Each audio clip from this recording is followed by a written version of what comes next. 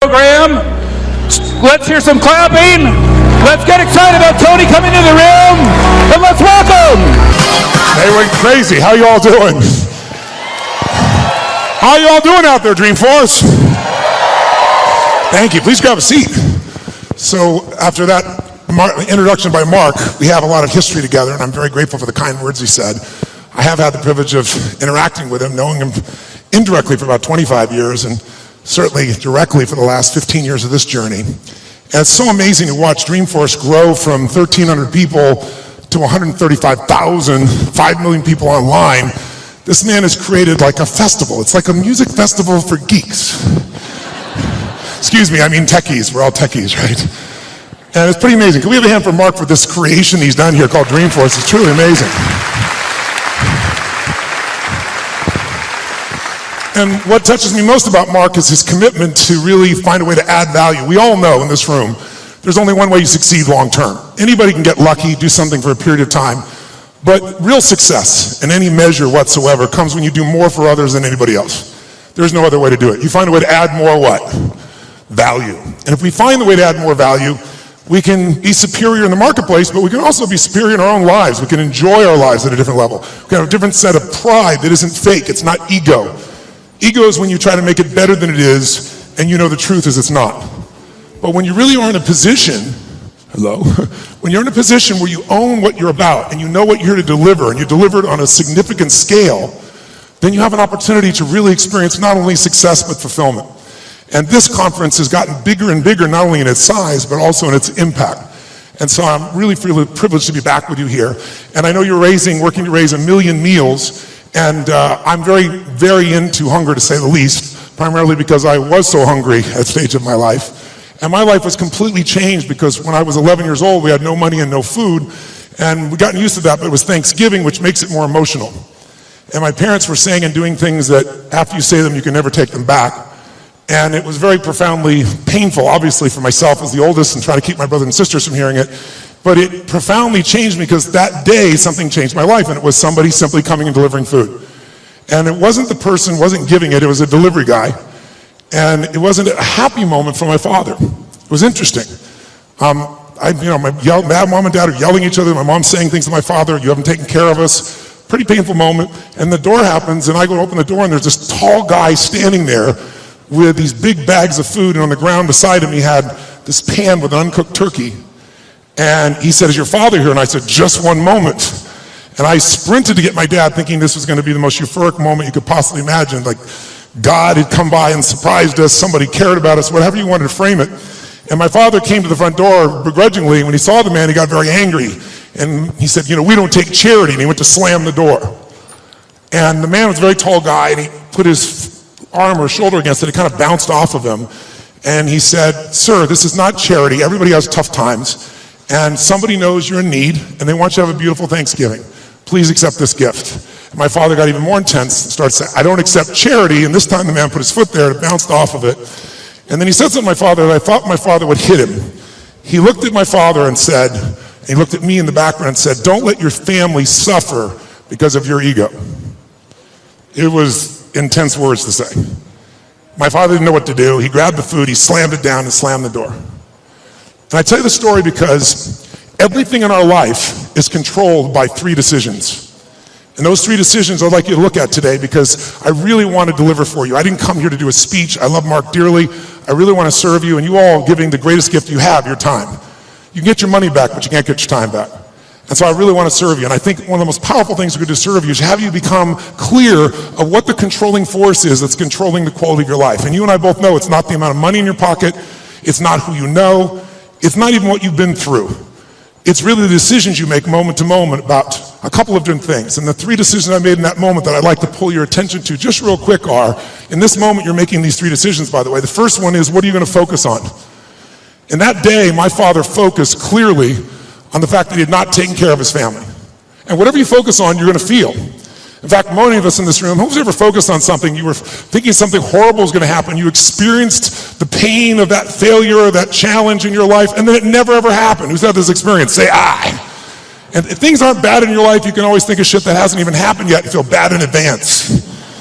But many people do. Because whatever you focus on, you'll feel. Write it down. Focus equals feeling, because if you start to take control of your focus, you take control of your life. But that day he focused on the fact that clearly he had failed his family, and that was the meaning. The second decision you make is, what does it mean? As soon as you look at something, think about something, focus on it, you gotta decide, what does this mean? Is this the beginning or the end? Is this punishment and reward? Is God trying to hurt me or trying to challenge me? Or is this nothing to do with God? I was just being a lazy bastard. Right? The meanings we give to things control our life. If you think it's the end of a relationship, are you going to behave the same way as you think it's the beginning of a relationship? In the beginning of a relationship, when you're totally in love with someone, what will you do for them? Tell me, what will you do? Oh, come on, guys. What will you do when you're totally in love? Shout out. What will you do? What? What? Make the sound of what it's like when you're totally in love out of your mind. Just go ahead and make that sound like a primal sound of what that feels like. Just go for it so we get some energy in this room. It's been a long time for some of you, I can see really clearly. Let's try this time. How about totally in love and passionately desiring this person? Like you can't wait to touch them, make love to them, be with them. Make the sound of what that would be like. Go ahead, nice and loud, go ahead. So when you have the meaning that this is the beginning of the relationship and this person's the most incredible thing and you will do what for them? What will you do? Anything. What if you were that way with your client? What if you're that way with your internal customers, called your partners? You go, well, we'd have real sexual problems with HR, that would be a real challenge. But if your commitment was the same, when you're in that place you do anything in the beginning of a relationship, if your partner said, would you take out the trash? What do you say? Take out the trash. Happily. But after about 7 days or 7 weeks or 7 months or 7 years or 70 years, one day someone said, would you take out the trash? You go, what do I look like, your janitor? You go, what happened to our passion? I'll give you a clue. If you want a relationship to last, if you think it's coming to the end, do what you did in the beginning and there won't be an end. Because when you think it's the beginning, you behave differently than the end. The meaning we associate to things controls our entire lives. It's not that your mother or father died that's giving you suffering. Certainly that's painful. It's the meaning you think it shouldn't have happened. And when we take control of the meaning, it's the only thing we can control our lives. We can't control events. And we're living now where technology is happening so rapidly.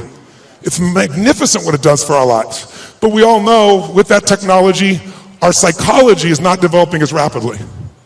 And as a result, the world's changing. And a lot of us that have learned to engage with technology and use it to maximize, most people in this room, but there's lots of people who use technology to disengage, to be harmful to themselves and to other people. It's not a one-way street. So I'm interested in how to maximize the psychology side. That's why I'm sharing this with you, so you can increase both your leadership skill, but who do you have to lead first to be effective, my friends? Who? Yourself. And so good to see. What's controlling you? Well, what I'm focusing on is controlling me. You can focus on something and make yourself crazy. You can focus on something and make yourself great.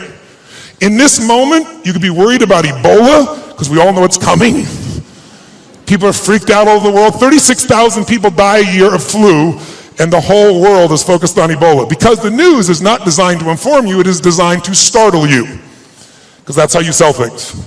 So if you let someone else take control of your focus, your life will be in someone else's hands.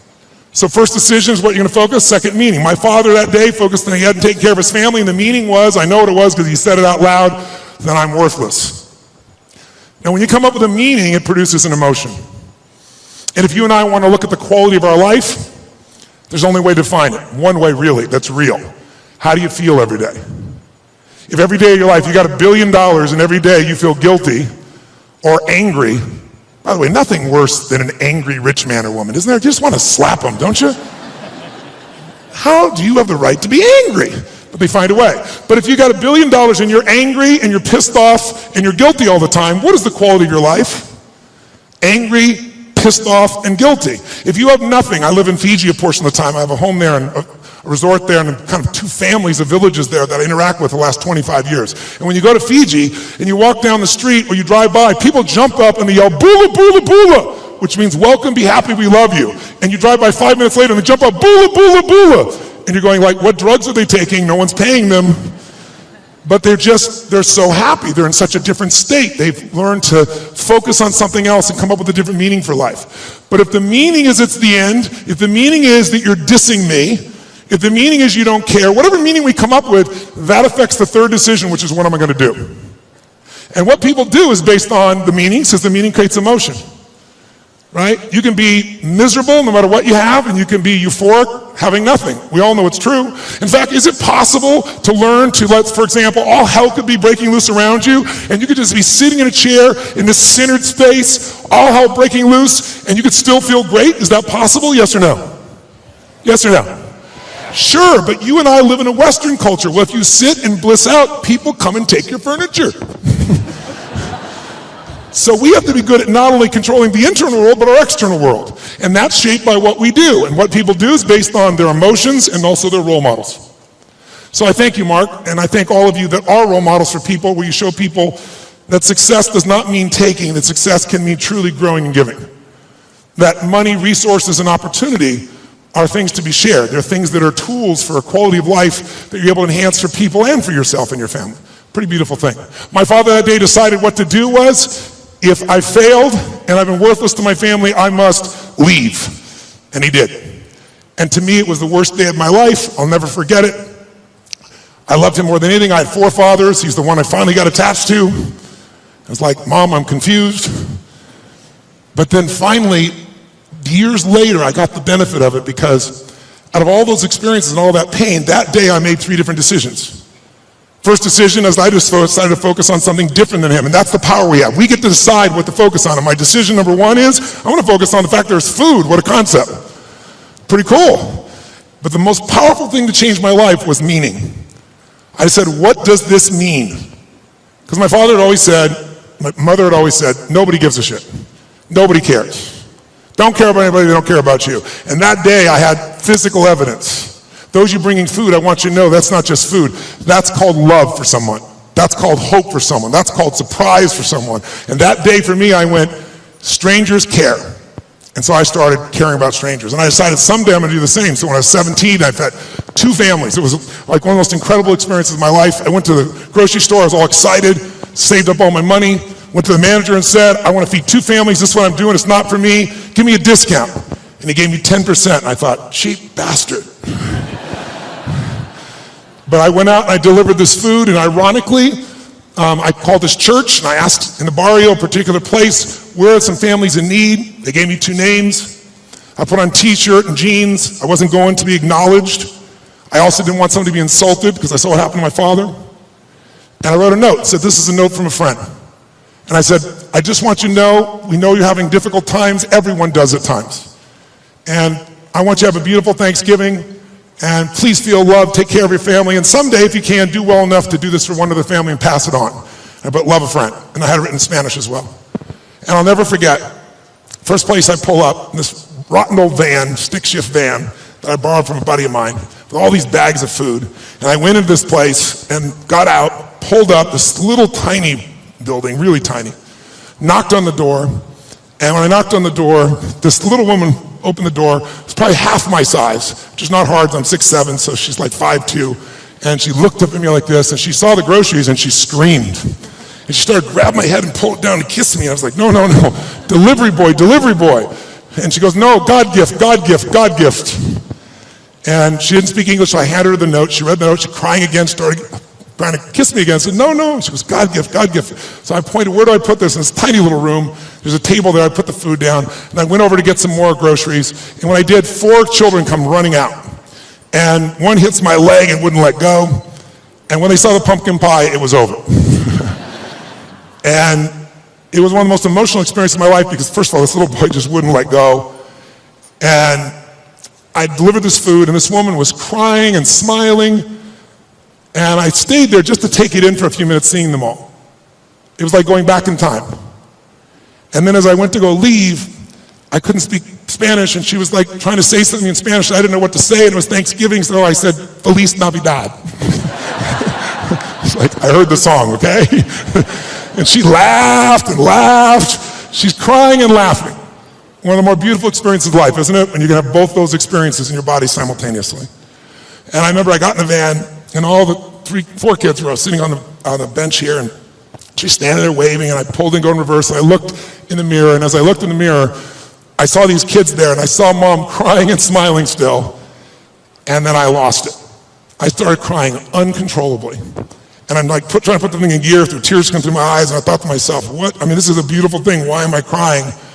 And then I realized what a gift that day was. I realized that my worst day of my life was my best day. And my goal for you, if you don't already have it, my guess is you've already done it, knowing where you are in your world today, but maybe your second worst day, it's time to make a best day. Because out of every tragedy, out of every pain, it only gets healed when we find a deeper meaning, when we find there's a higher purpose in it. And I realized I wouldn't have been there that day. I wouldn't have that hunger to help somebody else if I hadn't had the hunger in my own soul at one point missing. So it's very personal to me, and I want to thank all of you that made the contributions, and I told Mark and I've announced that I'm going to match the 1 million meals if you hit it, and I'm sure as hell expecting that you will, and so we'll get 2 million, and when I told that, then Mark said, I'll match that. Like these lead to nights like this, lead to love like ours, you like the sun. So Mark's matched it, so if you do the 1 million, we're going to do 3 million here. So that's the way to play the game, I think, just raise the game together. And so I'm excited about what that possibility is. And I'm personally also, November 18th, I'm going to feed 50 million people. I've fed 42 million in my life. And the reason I tell you this, and I'll get off the soapbox, but I want you to just think about what's going to create meaning for you. Because money by itself won't do it. But impact will. And impact can be with your own child, spending more time with it. It doesn't have to be anything to do with contribution any other way. You can contribute to your own family. But contribution is what makes us feel fully alive. And I'm doing that because, I don't know if you're aware of it, but a year ago, last summer, Congress cut the budget for what was traditionally called food stamps by $8.7 billion. By the way, $8.7 billion is the equivalent of every family they support going without for food for 1 week a month for 12 months out of the year. And all the nonprofits are trying to support that. So I'm partnering with Feeding America, and I started writing this book, and I thought, I'm going to donate all the profits of the book. I'll feed 10 million people. And then I was like, that's not enough. And I thought, well, I'll get matching donations. And I'll raise the bar, I'll get 20 million. And as time has gone by, I finally decided I'm going to do 50 million myself, and I'm looking to raise 100 million, and that's in addition to the million I'm doing here. That's not part of it. So if you want to help, you're welcome to, and Feeding America is my partner, and we're working for matching funds to get to 100 million people. I'm already to 67 million just with some friends of mine before we even launch it. But it's a goal, and why do we do it? I don't ask you to do it because it's a heavy or something. I do it because you can. Do it because it's fun. Do it because research shows that when it comes to money, buying things will never make you happy. Never. Doesn't mean you shouldn't have some nice things. I have some nice things, I'm sure you do too. But it's not going to give you happiness. Buying experiences can make you happy, by the way. People say money doesn't matter, they don't know where to shop. Because there's some experiences you can buy that are extraordinary. Who's got some experiences, some trips, some things you've done with family or friends that will live with you for years? Who knows what I'm talking about here, right? Those things, that money can be a really valuable tool there. If you can find enough add value and have money and do those experiences, how cool. I'll tell you what else money research shows will do. People always say money doesn't matter once you get to a certain level. No, it matters that you can spend $5 a month and have more emotional juice, and it can be measured all the way down into your saliva by hormonal changes. You want to use money, not let money use you. And so another thing that'll do it is getting rid of drudgeries. Who here loves to pay for shit you don't want to do? Right? Cleaning the toilet. Who likes to have someone else be able to do that if at all possible, right? Because once you do that, those drudgeries are gone. What do you get to do? You have time. And with time, you can spend more time with your passions, the things that matter for you that you can do in the world, that share in the world. And the third thing that gives people the most enjoyment out of money, just so you know, is actually giving it away. And nobody believes that until you do it. Now, if you don't give a dime out of a dollar, you're not going to give 100 million out of a billion ever.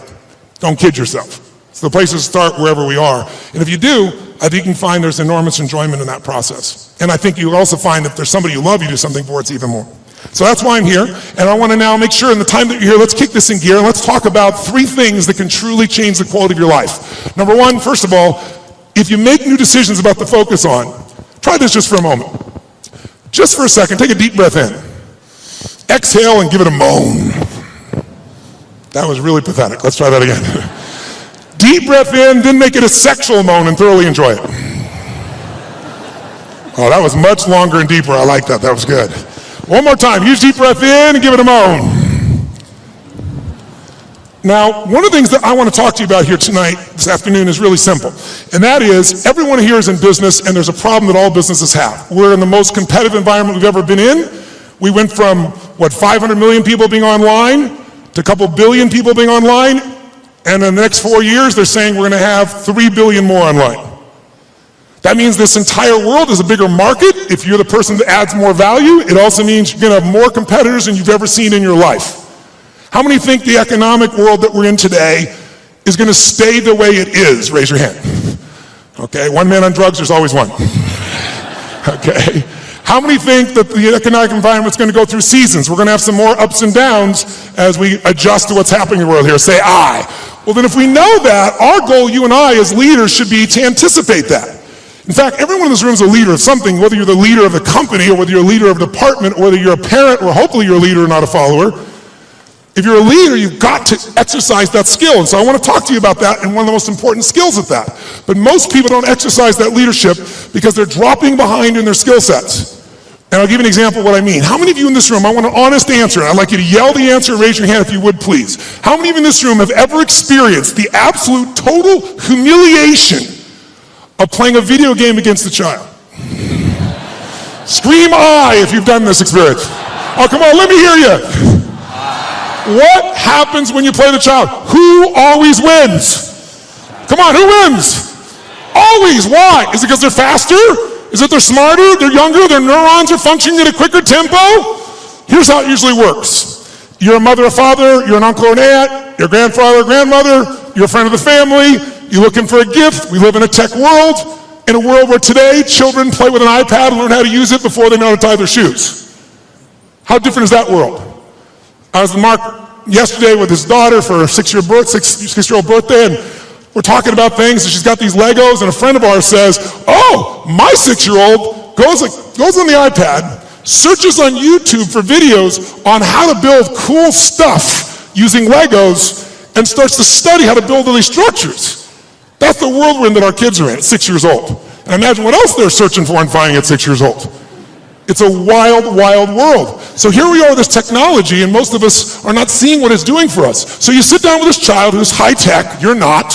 Even the techies in this room aren't usually as gamers. I know there are plenty of gamers in the room, but there's plenty not. And then what does the child do? The child says, oh, come on. You go, look, I'm not good at this. This is for you. Come on, uncle. Come on, auntie. Come on, mom. Come on, dad. It's my birthday. It's Christmas. They use the guilt approach, don't they? And what do you find? You finally break down. Okay. Now you should know you're being set up when they go, you go first. Right? And they go, look, it's really simple. You just shoot. You just shoot these guys and it all drops down. And you think, okay, I'm going to show this little bastard I can do a thing or two here, right? Take out the gun, you shoot, and you're dead in 2.3 seconds. Whose experience this? Say I. Now what happens to the child?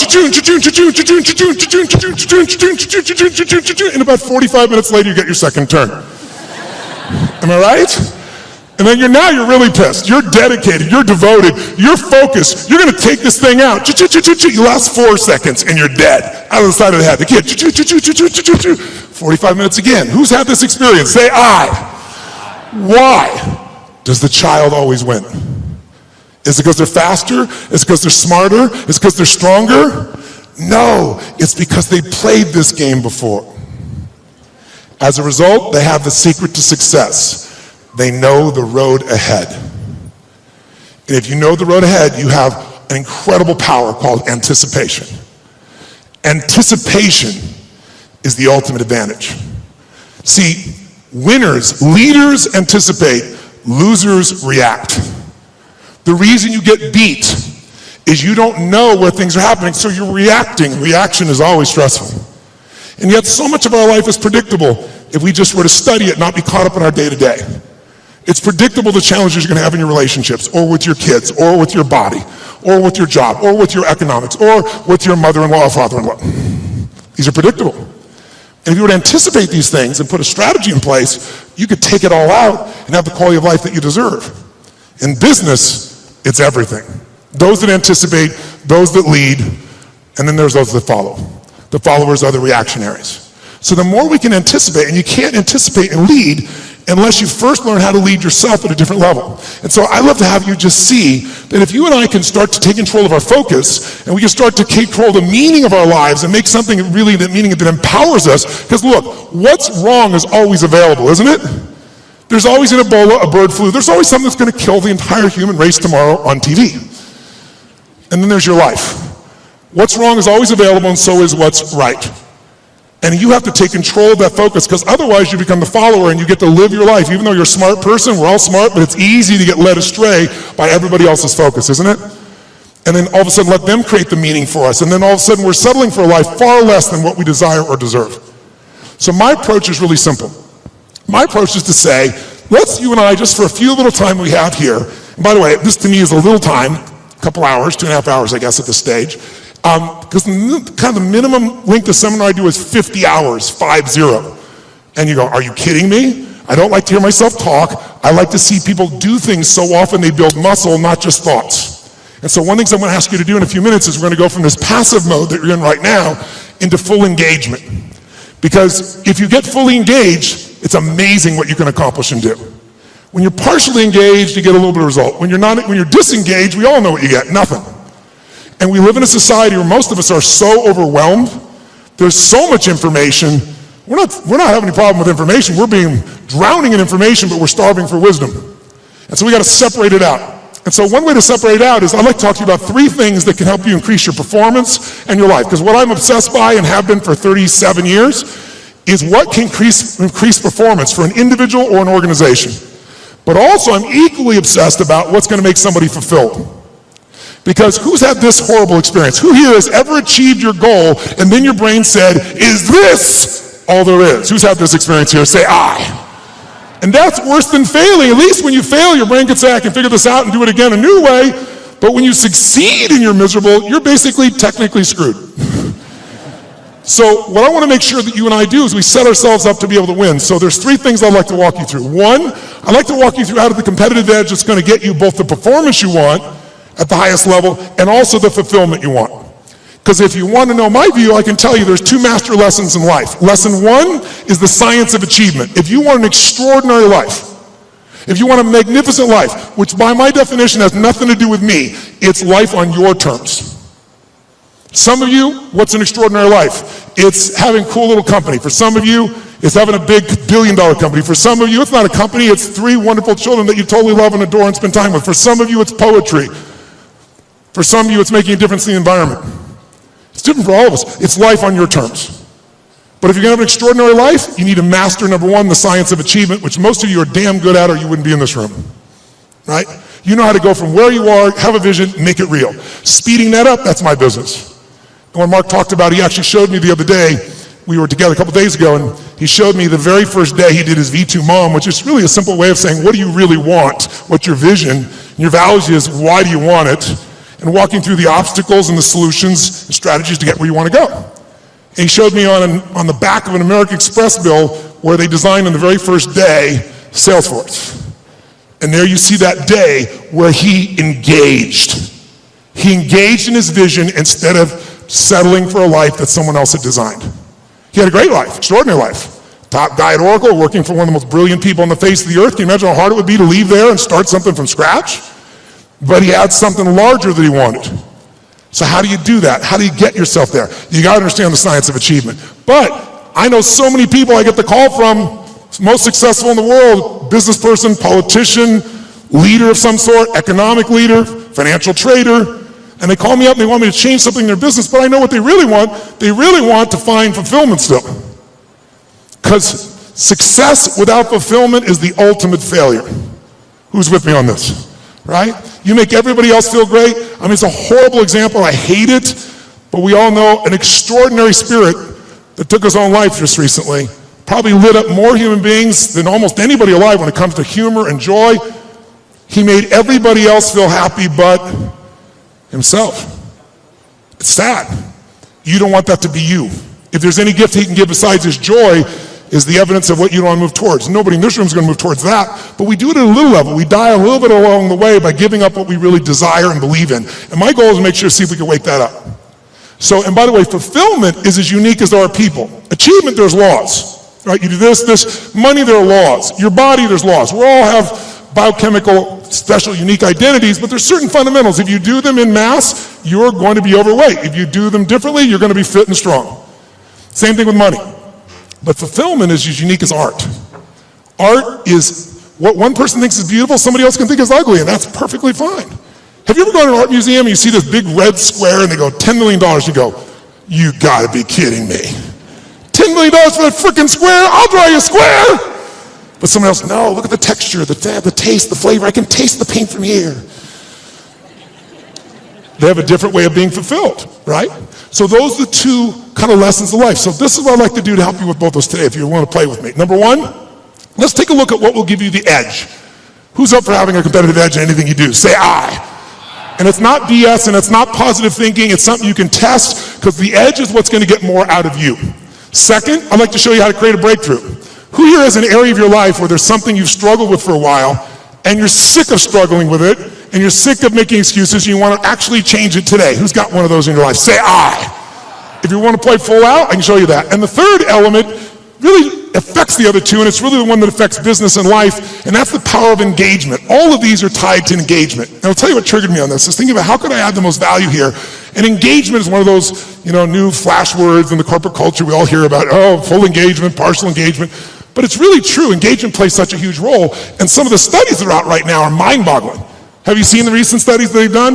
142 countries asking workers around the world, how would you describe yourself? Fully engaged, partially engaged, disengaged, aggressively disengaged. And guess what they found out? Throw it up there. Around the world, in 142 countries, they found out that 13% of employees worldwide said they were actually engaged in their work.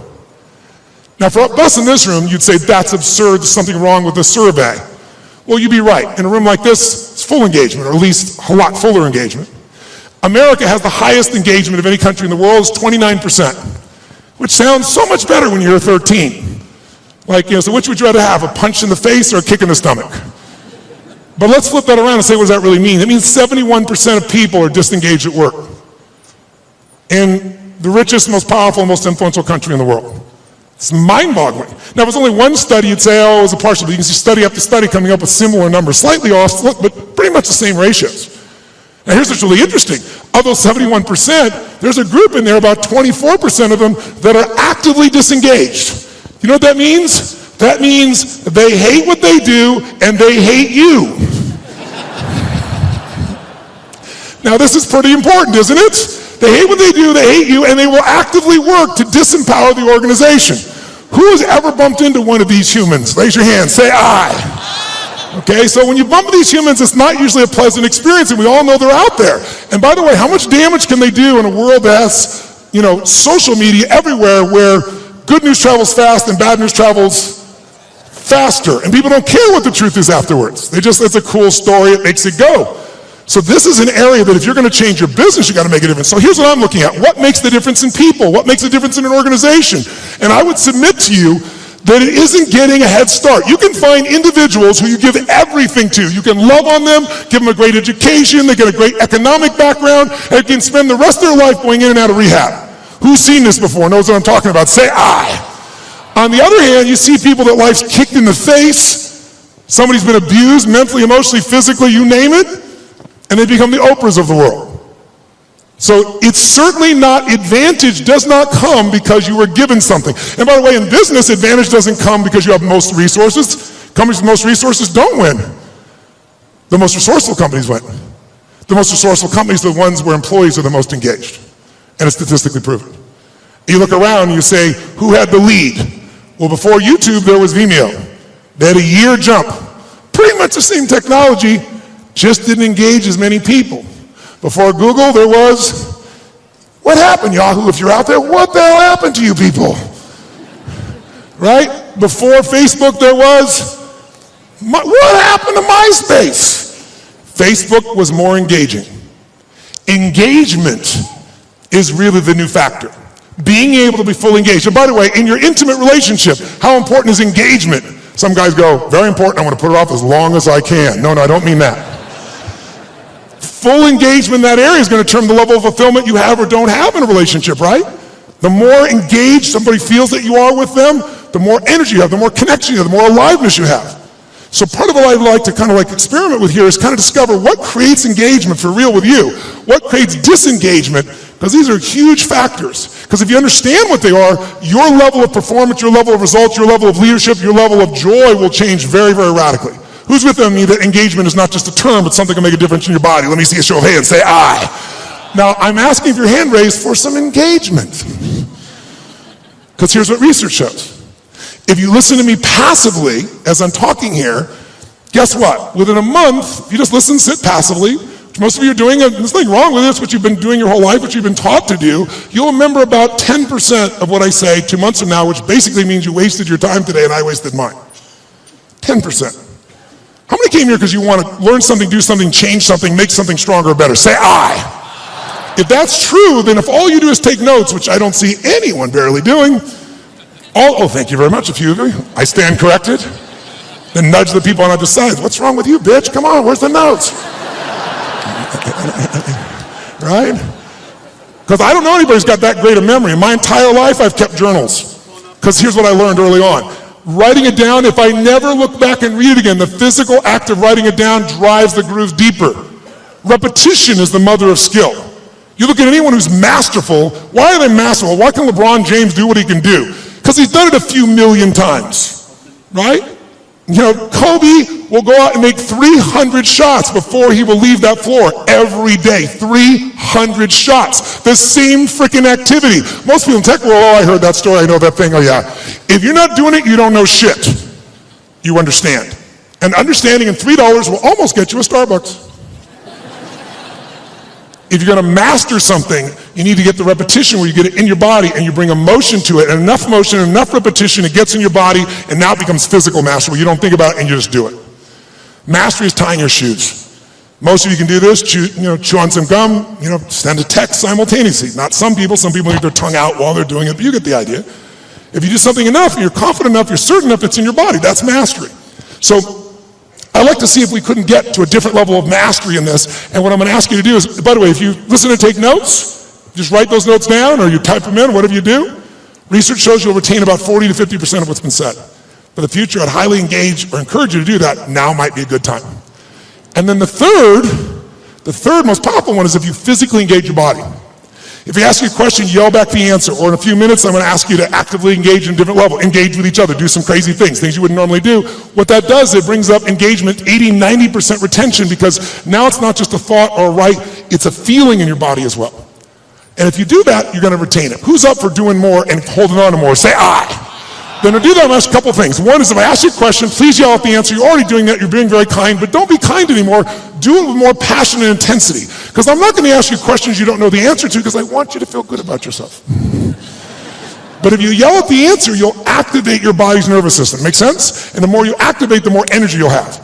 We live in a passive society, and if we're going to engage, by the way, the companies that engage, the companies that have records of 24 to top 25% in the country, highest levels of engagement of employees, companies like Google, companies like Salesforce, companies like Apple, companies like Facebook. And by the way, guess what all the research shows? 22% more profitability, almost one for one. For every percentage of increased engagement, you almost get an increase of profitability.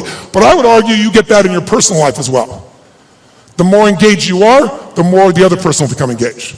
You want to get somebody engaged? You get engaged. Think about it. Everyone in this room is a leader. What's our job to do as a leader? Our job is maximize resources. Right? How do we take whatever resource and get more out of it? Ourselves, other people, our economics, our business, our technology. That's the job of a leader. But you can't maximize resources if you don't have full engagement. So I'd like to see if we could increase that. And so one simple way of doing that, increasing that engagement, is to start with us. Because by the way, are you going to engage other people if you're not engaged? Yes or no? Yes or no? Are you going to be able to touch other people if you're not touched? Are you going to move other people if you're not moved? And so, by the way, here's the problem. How many of you wake up, you have certain days you wake up and you think to yourself, today, I don't want to talk to any people. Who in this room has days like this where you don't want to talk to anybody here? Say I. Oh, come on, say it with some energy, I. But as a professional, you got to do that most times. And if you fake it, do people feel it? So I want to show you some ways to change it. But here's the reward of engagement. If you can become a person and engage others, you will now become an extraordinary leader, not a mediocre or good one. As far as I'm concerned, good is the enemy of great, as corny as it sounds. So think about it. I'll give you an example of this book that I did. I did this book because back in 2008, I felt like I was back in my childhood. Everybody around me was suffering. And I hate suffering. Most of the skills I develop is because I want to take somebody that's suffering and take them to a place where they have joy and aliveness and health and vitality and abundance or whatever I can do to help. And so I've got the guy that cuts my hair, my barber, is like, his kid can't go to college, he's lost half of what he's got to do, a billionaire client of mine. is no longer a billionaire, and he's feeling equally bad, he thinks, but suffering is suffering in somebody's mind, right? And so I thought to myself, something's got to be done. And then, like most of us, somebody's going to do something. In 2010, when things actually got worse and the system wasn't changed, I started reading everything I could read, started watching everything I could watch, and I watched a documentary called Inside Job. Anybody here see Inside Job? If you didn't see it, was Matt Damon did the documentary on it, and it won the Academy Award. And it actually walked through systematically and showed how the entire world economic experience, our entire economy as a world, was almost destroyed by a few people, and they identified who they were, how they did it, they documented it all, and then they showed what happened to them. And what happened to them, does anybody know? No, not nothing. Nothing would have been a reward compared to what they should have got. They were actually put in charge of the turnaround. And they were given your money and mine. We were taxed so they could put their money back where it belonged. So at the end of this film, depending upon your personality, if you haven't seen it, I should warn you, you'll have one or two reactions. You'll either be very depressed or very pissed. I was on the pissed side. I was so angry, and I thought to myself, nothing's been done. This is insane. And something's got to be done. I thought, everybody says something can be done, but what can I do? And I thought, you know what? I've got access. For 21 years, most people think I'm a happy, bouncing around, positive thinking, screening guy on an infomercial from 20 years ago, but I have continued to grow. Not taller, hopefully. But in all that time, for 21 years, I've coached Paul Tudor Jones, who's one of the top 10 financial traders in the history of the world. He's a man who's made more money than almost anyone on earth, along with George Soros and a few other names you may know. But Paul's really unique in that Paul found himself in a position that in 1987, when the stock market crashed, the largest percentage in a day still to this day, he made 20% when the whole world was losing everything. He made 200% that year for his clients. Just unbelievable. And then it was like the guy that walked on the moon. What do you do if you walk on the moon? You see that, you look at that incredible view of the earth. It's you seeing it, it's not a photograph. You come back to the earth, you shake the president's hand, you have a ticker tape parade. Now what do? And a lot of those astronauts, if you know the story, actually became depressed because they didn't have what I call a compelling future, something to look forward to. So Paul had a little fall back, and I was called in to turn him around. Came in and started studying everybody around him, figured out what it took to do it, and built a strategy to put him back in state. He's been successful and made money every year for 21 straight years. Every single year. There's no one in his class that's done that. No one. Pretty amazing. I was with him to give example. We were together back, if you remember, in the tech bubble of 2000. It blew up. Paul made money. Right by him, side by side, every single day. He's emailing me every single day. I'm talking in some ways, communicating, or I'm going to see him every 3 or 4 months to be there in person to make sure we keep tweaking the system. I'm not there to be a positive thinking coach. He didn't need that crap. I'm a prepare for anything coach. How do we figure out the strategy? I've always been a strategist. I've never believed in positive thinking. I never told people you should go to your gym or go to your garden, better yet, and chant, there's no weeds, there's no weeds, there's no weeds, there's no weeds. I'm like, here's the weed, let's pull it out. That's what I do with him. 21 years. 21 years includes 9/11. And when the whole markets are blowing up, making money. 21 years includes everything we saw in the subprime crisis, making money. It includes when we all went through the drop in gold, those are associated to it not long ago. So I've been there with all those pieces, and I got a chance to learn from this guy side by side, and I've been able to contribute to him in a significant way. So I got access. So I decided I'm going to go find a way to interview the 50 most influential, financial, brilliant minds on the face of the earth. Not people you read on the internet, not people on television screaming at you what to buy and telling you to go to some mythical mutual fund that gives you 12% every year and it doesn't exist, but the real guys and the real ladies that do it. But how are you going to do that?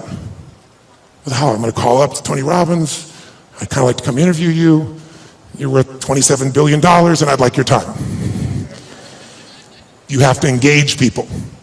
So I'm going to show you some ways to do that. I'm going to tell you, when you can engage people, there is no limit to the resources you can access. If you want real wealth, wealth is access to resources. It doesn't have to own them all, just access to them all.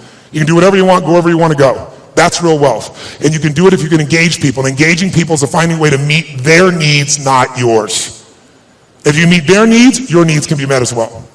And it can be done in a way that has integrity and love and vision and creativity, and it can truly be a synergy. Now I'll give you some examples of it just for 2 seconds, then we're going to do some things that engage this so you get the sense of its value. One of the first people I called on was Carl Icahn.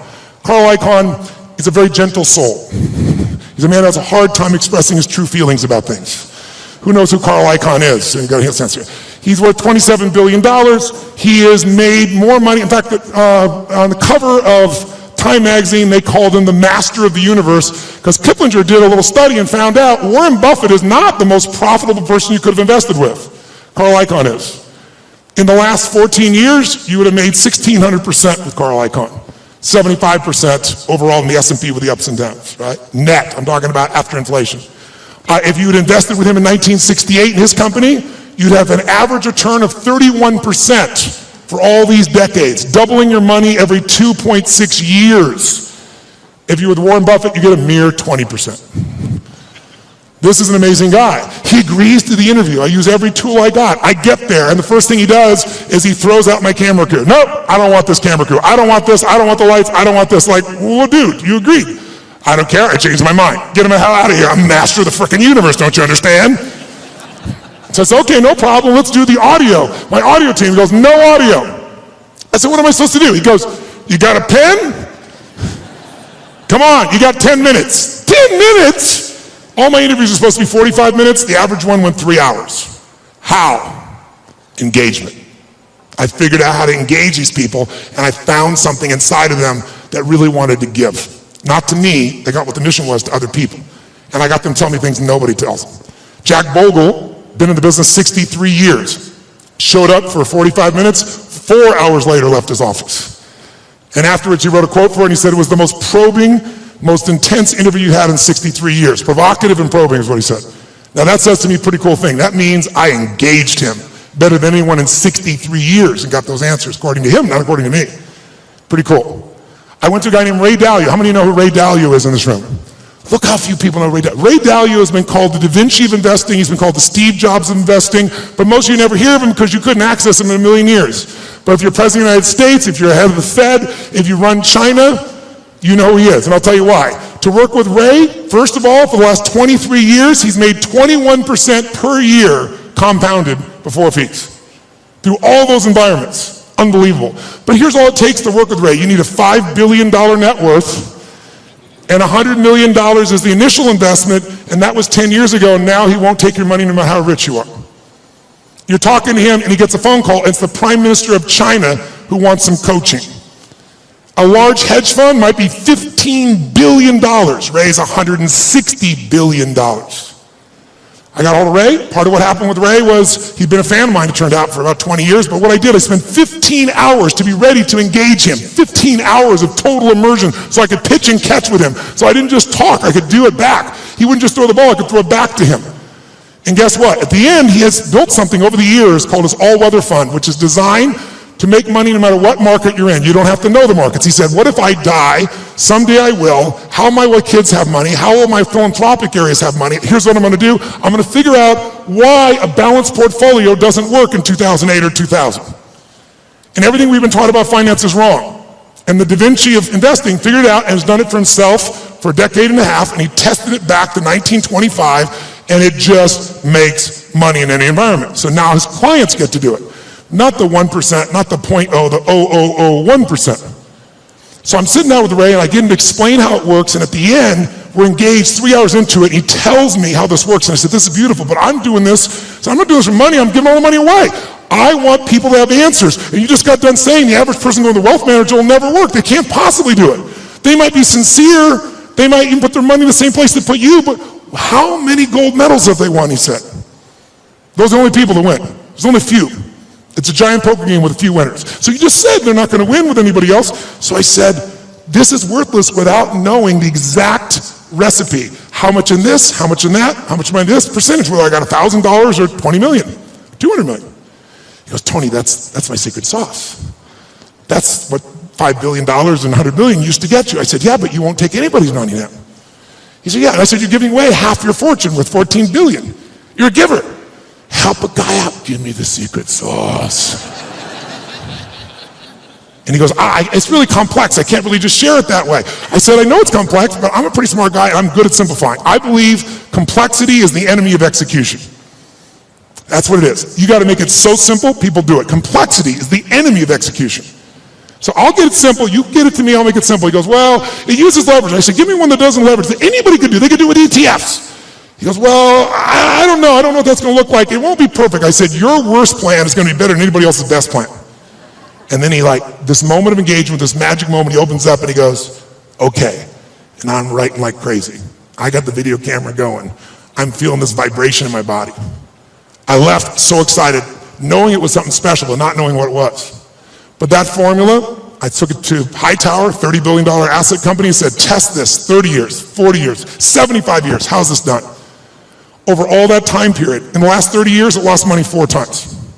Made money every other time, and the 4 times, one of the losses was 0.003.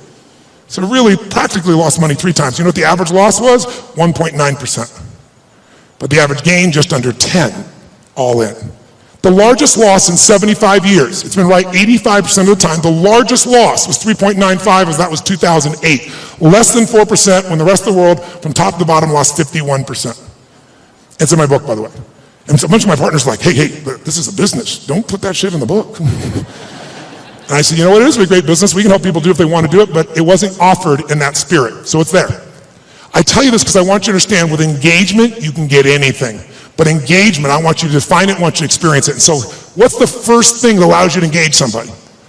What's the number one thing? Right now, if I said to you, what is it? How many think Mark is a fairly engaging guy without blowing smoke? How many have to say this guy's pretty damn engaging? Say I. What makes him engaging? What makes somebody you find engaging? What makes them engaging to you? What is it about them? Think about it. Say it out loud. What makes somebody engaging? They're positive. What's that? Eye contact makes somebody engaging. She's talking about another level of engagement. I can feel it right now. What else creates somebody engaging? Come on. Smile. What else makes them engaging? Energy. Passion. Talking the truth instead of what you want to hear. Who loves someone who will tell you the damn truth in the world we do? The world, not even reality television is freaking real anymore, right? Raw and real may not sound good, but it sure feels good because you know it's there. Sincerity, when you feel like somebody, how about caring? When you feel like somebody truly cares about you, does that make you engage more? Right? What makes something disengaging to you? What makes you disengage with someone? Lying, when you can't trust them? Arrogance, when they try to control you? What disengages you? When they come up to hit on you and they're not even committed, you're like the 12th person and you can feel it. When they're insincere, disengages you. What's that? When the communication or the relationship is one-sided, totally disengages you, doesn't it? Inauthenticity. Whereas authentic does engage you, doesn't it? Right? Oh, what's that? Yes, when they're on their phone talking to you while they're also doing something else. How many love this experience? And yet we've made it culturally okay, depending upon what generation you're in. Depends on how your mindset is and where you live in the world, I guess, to some extent. But all the things you said are true. When you feel that someone cares about you, is interested in you, is sincere with you, shares the same interests, is trying to accomplish something, if there's that caring, sincerity, mission, passion, is passion something engages you, yes or no? And then disengagement's the opposite. But all of them start with one thing that I want to do right now so we can shift this gear, because you've been sitting way too long and so quietly, you've been so nice, but this passive learning has got to end now. I just did it so it wouldn't feel jolting when we began. Now we can step into the real game. And here's how I want to do that. First of all, energy. Energy is the base. How many agree energy is engaging? Say I. If you want to change something in your life and you are what I call energy poor, low energy, are you going to follow through, yes or no? You love your husband or wife, but you're exhausted. Love, okay. There is no passion. There is no intimacy without energy, am I right? You're not going to go to build a business without energy. You see this crazy man, he's filled with energy, day and night, night and day. It's Richard Branson. How much energy does that man have? He's insane in his energy. Anybody I've ever met who really has this compelling ability to engage with people, it's energy. But are they born with it? Some maybe, most not. Because I've interviewed them, I've seen them, and I also see some of them like Richard. Richard is a ball of fire of energy, and then he's not. He's actually a very internal guy in many ways. He's external when he wants to go do something. He's crazy and willing to risk his life, not in business. In business, he goes, okay, I'm going to take Virgin and make Virgin Airways, so how can I lose? Oh, I'm going to make a deal with Boeing that if they fail, I get to give them the jets back. That's how he thinks. In his life, let me go in the middle of a balloon in the middle of the sky and hope shit happens. The point is, engaging people have that kind of energy. It doesn't matter who they are, where they are, they have that kind of experience. So what you and I got to do is we got to tap that out. So how many of you have had times when you were in the flow, where energy was going through you? Like you didn't have to think about it. The right thing was said, the right thing came out of you. Who's been in this place before? Say I. Oh, come on, say I. Who's ever had a time where you did something and after you did it, you thought, I can't believe I said that. I can't believe I did that. That was so stupid. Who's done this before? Say I. Who's done something where after you did it, you went, That was me. I don't know how I did that shit. That was cool shit. Who's ever impressed yourself? Say I. Now you're the same person. How come one situation you're an idiot, the other one you're brilliant? Who's ever forgotten how to spell your own, or how to remember, let's say, your own email or your home phone number, or how to spell a difficult word like the? Let me see your hands here. In fact, phone numbers are crazy now for most of us, right? Because now we have this outboard brain. If we lose this brain, we're screwed. I don't even know how to call my mom, for God's sakes, right? You don't know what to do when you don't have this thing. So the point of the matter is, if we increase the energy in the work, so now here's the thing, where does energy come from? Does energy come from sleep? Yes or no? Really? Who here has ever slept 8 hours and still been tired as shit? Let me see your hands right here. Okay, so that wasn't it. Right? Is it food that gives you energy? Really? Really? Thanksgiving's coming. I know what you're going to do, right? You're going to get to Thanksgiving. It's about giving thanks. You're going to take care of this nurtured body of yours. You're going to say, no, give me the vegetables, a little this, a little that, right? Now, what do people do at Thanksgiving? What do they do? Eat everything within reach.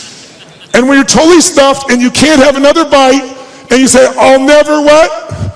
I'll never eat again. And somebody goes, pumpkin pie? You go, okay. Come on, who knows what I'm talking about here? And by the way, what happens after? You feel like going for a run? What do you want to do at the end of that meal? Tell me what. Who here has ever fasted for 5, 6, 7 days or more, gone on a fast? Does your energy increase or decrease as you no longer eat? Which one? Increases massively. So if it's not food and it's not sleep, don't get me wrong, those are useful, then what is it? The answer is, it's psychology. It's a mindset. It's a decision inside yourself where you say, I will no longer tolerate low energy in my life because low energy equals shit relationship. That's a technical term. Low energy means low lousy business. Low poor energy means I no longer have the impact on my children. Someone else with greater energy is going to. And if we can find a way to increase our energy, and here's the good news about it, it's psychology and it's movement. The way you move will create it. So I'd like to start out right now with no more passiveness, and let's get active. Who's willing to do this? Say I. Stand up. You've been sitting way too long. Stand up. Shake your body out. Shake it out. Come on. We've been sitting way too long. Shake it out, shake it out, shake it out. And then before we do anything else, just to get you going a little bit, stretch up a little bit here. Go over to one side, give it a nice deep moan like a little kid. Go, moan. Oh, come on, louder, moan the other side. Back, high-pitched moan. Forward, deep moan. Shake your body out a little bit. Now, here's what I like to do. Just get started. Let's set a new standard. And a way to do that with people like yourself who are completely non-competitive is simple. I want you to turn to someone next to you and I want you to point at them and go, I own you. Go ahead, try it. No. I mean, say like, I own you. Come on, do it again. I own you. That means I am challenging you, lazy, tired person. And here's what we're going to do. Emotion, listen to me now. How many would like to have more joy in your life, more excitement, more passion, more aliveness? Who wants more of this stuff? Say I. Can you have everything in your life work out and still be in a lousy state? Can you achieve your goals and go, woohoo? In fact, in our society, it's almost encouraged because if you do really well, who's ever lowered your enthusiasm about something you achieved because you didn't want to upset somebody else? Who's done this before? But by the way, it teaches your brain never to go for it, never to feel great. So the first thing I want you to do is really simple. I just want you to try not using your head, but just your body. And I just want you to just turn the person, point at them, go, I own you. Go ahead, I own you. Some of you have to join a group of 3. We're into that. Go ahead. When I say now, I want you to literally try to outdo their body with energy. I want you to shake the building like you're celebrating the greatest sports victory of your life, like you had the greatest orgasm you've ever had. And you are like a little kid celebrating, not like a boring adult. Ready? Face the person. You're going to outdo them for 30 seconds. 1, 2, 3, go, go, go.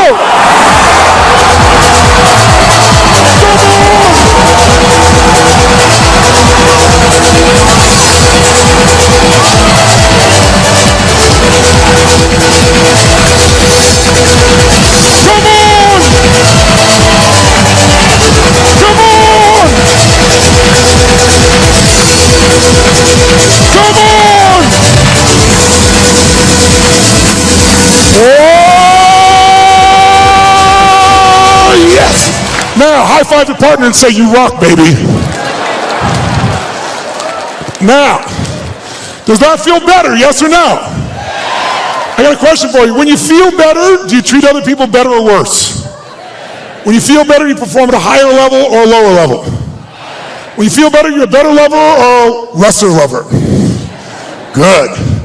Now, here's what I want you to understand. If you and I can train ourselves to make our nervous system play at a higher level, and that becomes our standard, then all of a sudden it'll feel effortless. But in the beginning, it's like lifting a weight. It feels stupid. It feels like, what is this weird crap? But I'm not into that. I'm not into positive thinking. I'm into results. Who's with me on that? Say aye. And every great athlete knows how to put themselves in state. Every great musician knows how to put themselves in a state.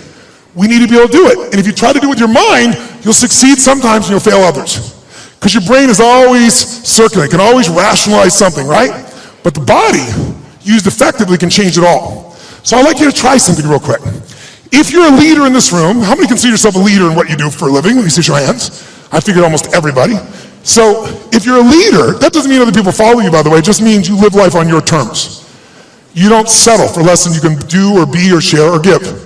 So if that's your mindset, then you got to say, okay, if I'm really going to be a leader in my life, then I need to own my energy, my certainty. I can't just wait till I feel good to do things. I got to be able to get myself to feel good, and not phony and not fake. So I'd like to show you as a leader, your skill as a leader, your number one skill that makes you a leader is your ability to influence. Is it true? And who do you have to influence first? That's right. If you can't influence you, you're going to influence somebody else. But your ability to influence the thoughts, the feelings, the emotions, the behaviors of other people. If you do that, then you will be able to engage the world and yourself. So how do we do that?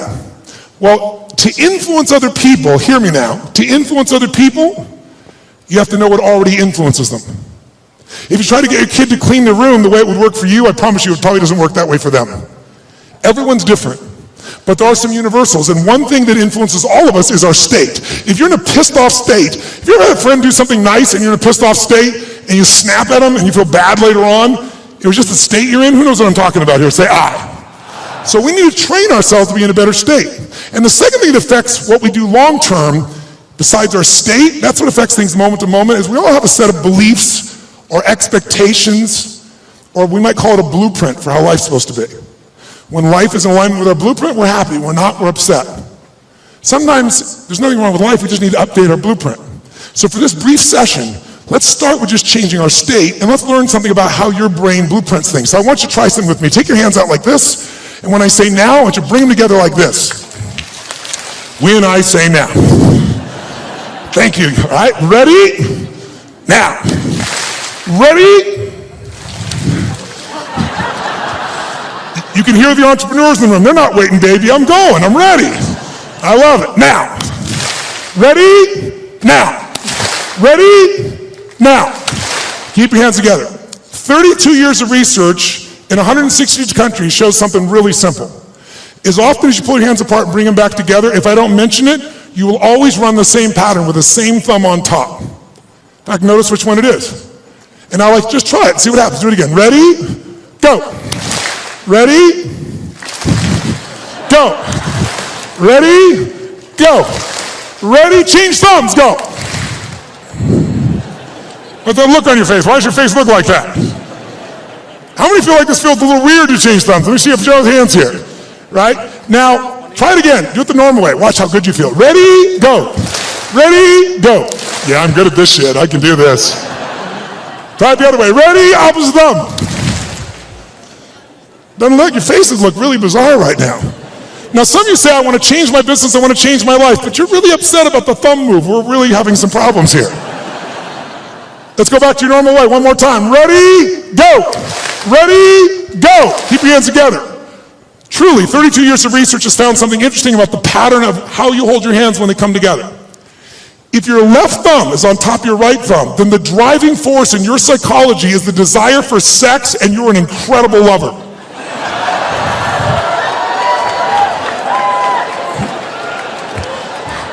I saw that man change thumbs. I saw you change thumbs. Look at him try to show the one. Oh.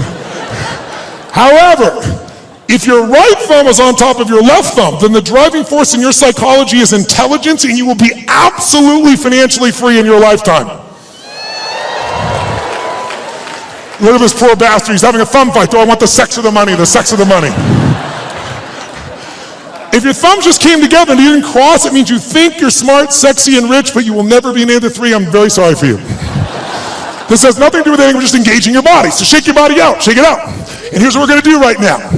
We're going to go engage each other. How many believe that engagement makes a difference in the quality of your life? How many buy that? Say aye. How many think engagement makes a difference in how happy you are? Say aye. If you think engagement affects your business, say aye. So then why don't you engage? The answer is you do. The question is what level? Right? We all engage. Do you engage at a low level, a deep level? Do you engage the mind? Do you engage your own mind and heart? Other people's mind and heart, or just their head? The people that engage the mind and heart, they have some extraordinary capacity. In fact, I'm going to show you something in a few minutes that I think you'll find very useful. But before we do it, let's just see the ways we can change our engagement. Most of us do this unconsciously. I want you to become aware of how you change your state of engagement. So when I say now, I'm going to ask you to walk around this room and introduce yourself to as many people as you can. I start most seminars this way because I want people to see something inside themselves they don't notice usually. And that is when you go to introduce yourself, though, I want you to do it in a very specific level of engagement. I want you to go up to people when you're really not wanting to engage. You're just doing it because you should and it's polite, but it kind of annoys you. Who knows what I'm talking about here? So when you walk up to them, I want you to really walk up to them like you're doing this because you have to, but you really are annoyed by this. Like, this is a stupid exercise. Why should we have to do this shit this guy Robbins is saying? Why do I have to shake your hand? You don't say that. You just think it. What do you do when you're a little annoyed with your face? What do you do with your body when you're a little annoyed or a little frustrated or it's a waste of your time? What happens around your eyes? How do you walk to somebody when it's a waste of your time? How do you shake their hand? I want you to notice specifically while you do this, two things. One, how does it feel to be greeted that way? That'll be obvious. But more importantly, what do you have to do to lower your engagement to this level with your body? Because if you become aware of your body, you can change your engagement that fast. I want you to see if I'm annoyed, a little frustrated, and I want you to play like a kid, like you're really doing it. If you're like an adult, oh, hey, let's do this stupid exercise, you'll get nothing out of it. Really put yourself like, I have to shake their hand, I want, hi. And just notice, what do you do with your face? What happens to the tension, your face, your breath, your neck, your shoulders, your hands, your voice? And I want you to get to as many people as you can over a minute and a half. Ready? Introduce to as many people, and it's a waste of your time. In fact, let me show you what it looks like before you do it so you're clear. Sir, you, come here. Come here. What's your name? What? Lewis? Get out of here. Give him a hand. It's Lewis, ladies and gentlemen. It's Lewis.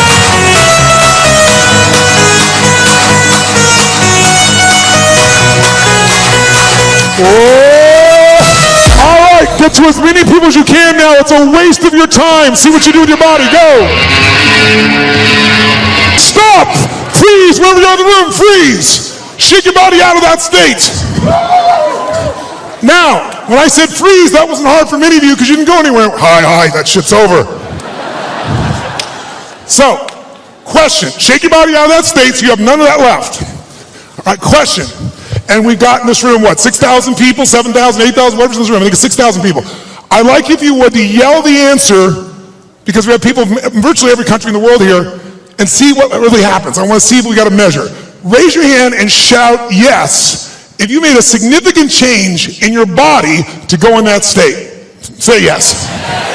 Great. Did you change the muscles in your face, yes or no? Yes or no? Did you change the way you moved, yes or no? Did you talk louder or quieter? Which one? Did you talk faster or slower? Which one? Did you go straight for him or did you hesitate? Which one? Now, by the way, I could go through 20 of these, and if you notice, every country in the world, I think, is represented in this room. Every belief system, every background, every sexual preference, every spiritual preference. Everyone in this room is different, comes from all kinds of places. Every one of you to feel this way are doing the same things. Because the one thing that's universal in engagement is if you engage your body one way, you're going to feel like shit. Another way, you're going to feel incredible. But if you're unaware of it, you let the environment control you. Become aware of it, you can take charge. Like knowing the buttons to your brain. How many follow? Say I. So that's what that one does. Now let's contrast it to a totally different state of engagement. Who's ever wanted to engage with somebody? A man, a woman, a person you wanted to employ, somebody, a client you wanted to gain, and you wanted to engage with them, but you were afraid they wouldn't engage with you fully. You're afraid they reject you, and that fear was really strong and held you back. Who's had this experience before? Say I. Good. If you don't raise your hand, you lie about other shit too, so I understand that. So here's what I'd like you to do. When I say now, I'm going to ask you this time to greet people in a different level of engagement. I want you to greet them as if you're deathly afraid they're going to reject you. But to do this, I want you to be like a little kid again. Because when adults, we're all achievers in this room, right? So we're not afraid.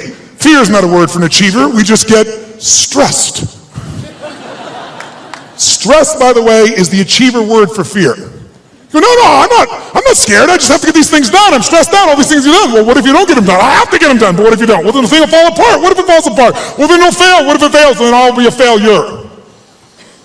If I follow the trail of your stress, it will bring me to your deepest fear. So if you own your fear, you can figure out where it is and actually how to change it in seconds. And when fear is no longer around, fear is your only enemy. Because when fear's not there, nothing stops you. Who's with me on this? Say I. But we don't call it fear because that doesn't seem cool to us. We're all adults. But kids, will kids show their fear? Oh yeah. They'll do it. They'll make sounds. They'll do everything. So I'd like you to do this time is when you greet somebody, I want you to exaggerate like you're deathly afraid. Like, hi. How you doing?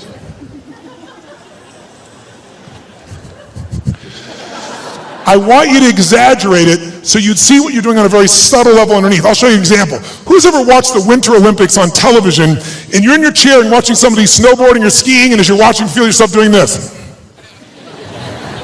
Who knows what I'm talking about here? Say I. So I'm going to ask you to exaggerate so you notice it. So please play full out. It's the only way you're going to see what you do, and see what do you do differently with your face, your voice, your body when you're really afraid. And it'll show you contrast. Just for 1 minute. As many people as you can, totally exaggerate. You're deathly afraid. Go. Greet them, greet them, greet them.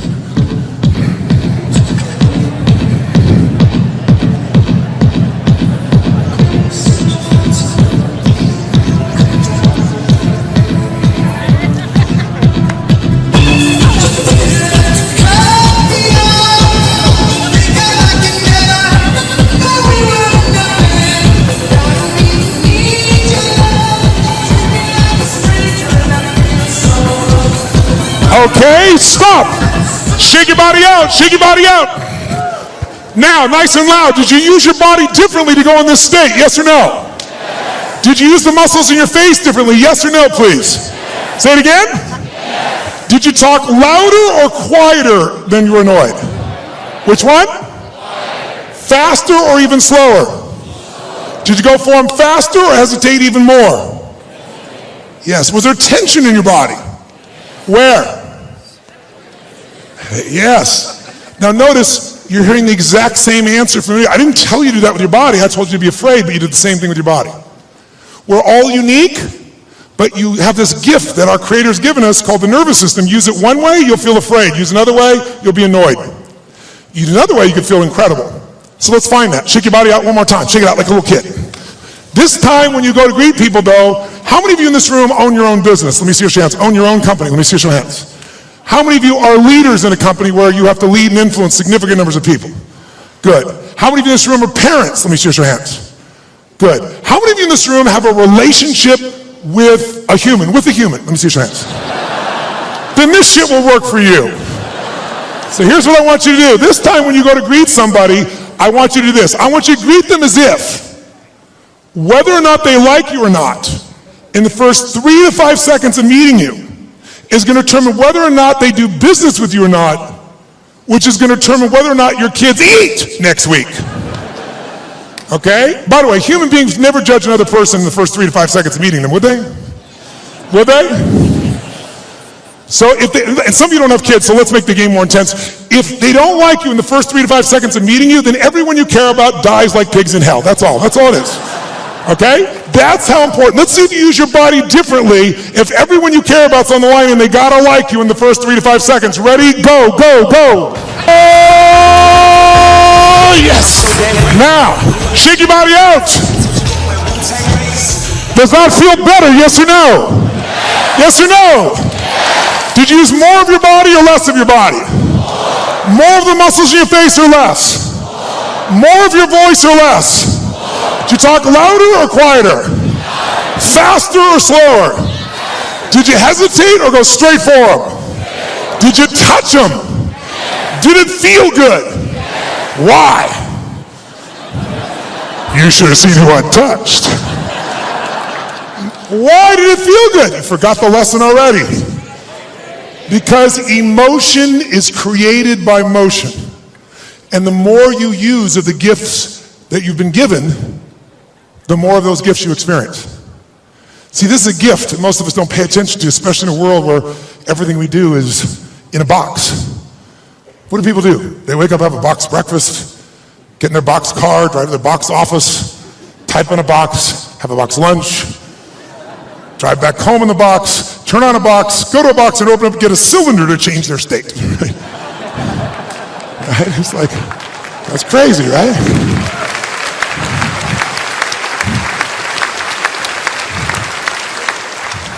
But if you and I use our body differently, we are going to think and feel differently. Do you feel more engaged or less right now? Which one? Did you engage others more or less?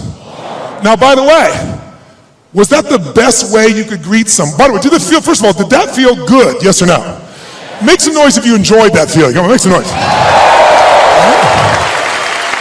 So, question, was that the best greeting you're capable of giving a total stranger? Yes or no? Yes or no? Yes or no? Wow, listen, you hear some yeses and some nos. If you're saying no, that's not the best you could do, should we review the experience here for you? We said if you don't give your best, everyone you care about dies like pigs in hell, and you still didn't give your best. We need to talk. If you said no, I respect you. You know why? Because if you said no, that wasn't my best, you were being truly truthful, because whenever we get to what we think our best is, what do we always find? There's always what? Come on, guys. There's another level. Is it true? So if you said no, I respect you. So I'm going to ask you to take it up one more level. You say, what are we going to do? Get naked? No, no, no, no. What I want you this time is I want you to greet people as if they're your best, last person on earth you've loved, you've missed, your best friend, your lover. Be like, oh my God, look, it's Mary. There she is. Oh my God. Oh, wow.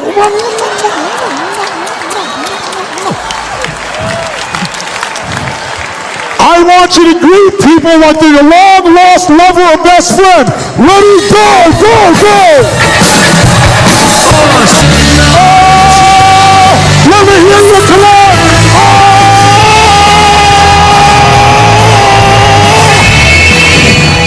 Now, shake your body out. Does that feel better? You feel more alive or less alive? More energy or less energy? Did you use more of your body or less? Did you use more of your face or less? More breath or less breath? Did you talk louder or quieter? Faster or slower? Did you hesitate or go straight for them? Did you touch them? Did it feel good? Why? Because emotion is created by... Now, the more you use of this, the more you're going to have. By the way, the more you use of this, the more you engage other people. We talked about Robin Williams. How freaking crazy was he in the use of his body? He used everything. That's why he could reach everyone and accept himself. So we're going to make sure you do yourself and everyone. Because the first engagement's inside. How many feel much damn better right now than when we're sitting here before? Say, ah! So we want to use this. This is not something you just engage in one time. If you become engaged, you can engage anyone else. If you sincerely care about them, if you're looking out for a way to support them and yourself, but you're not going to do it if you're low energy, poor energy.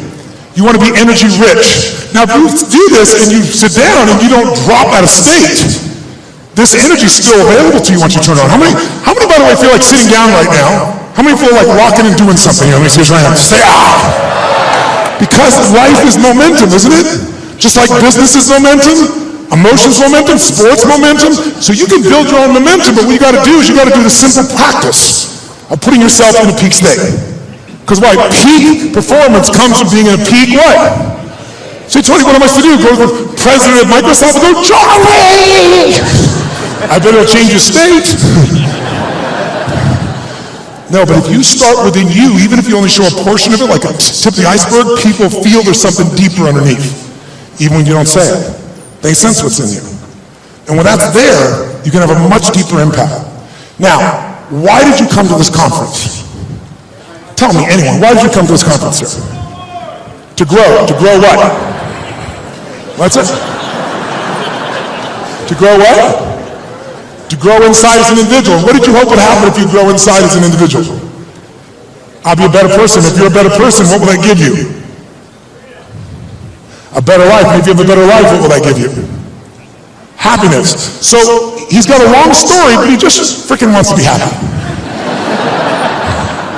And most of us are a long story. If I do this and this and this, if I have 14 perfect children, if I change the world, if I make $1 trillion, if I do these things, then you have some people it's happy, some people it's free, some people feel a life of meaning, some people say I'm lovable, I'm loved. We all have different words, but we're after emotions.